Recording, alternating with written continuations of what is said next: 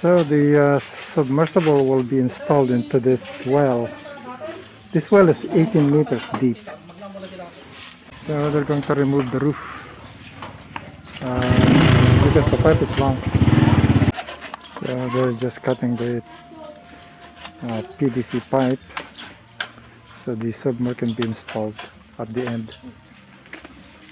And then so the blue pipe is being pulled out up into the sky. It's about 18 meters deep. Katim ata ka oh. Mading ata atin na ikatim natin mo.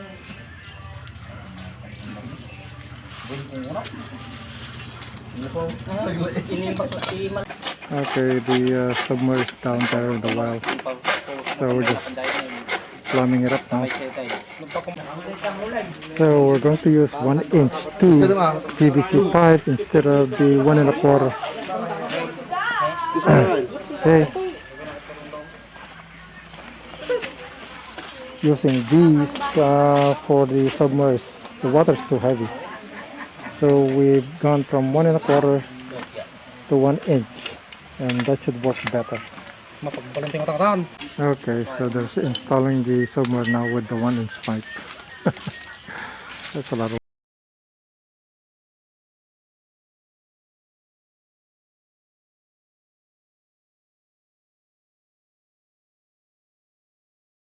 today is Saturday, so we're back again going to the village. So the water level dropped, not too much though. I still don't want to have the car towards the river.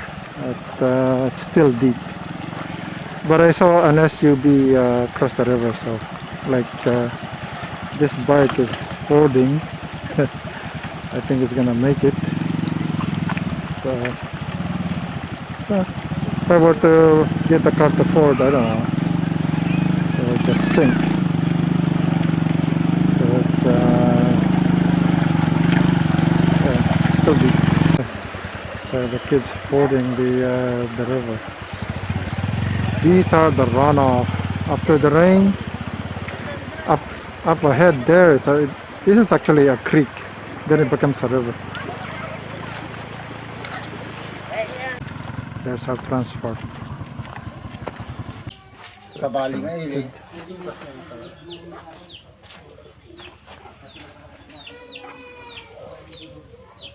Picture na kami sa ano kumbaw. So, dia pa ko dia.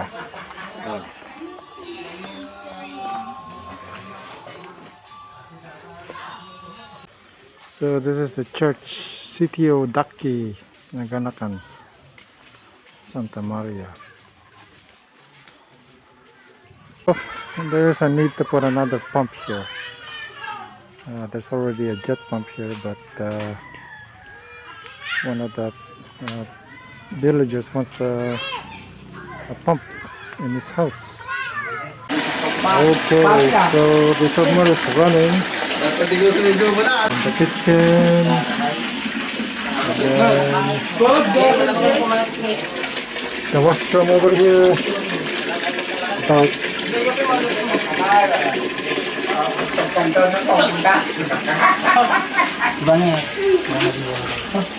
and then this one.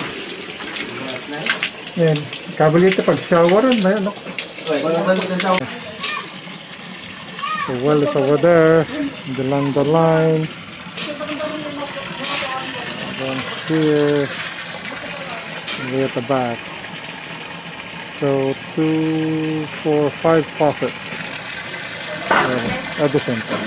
They're happy.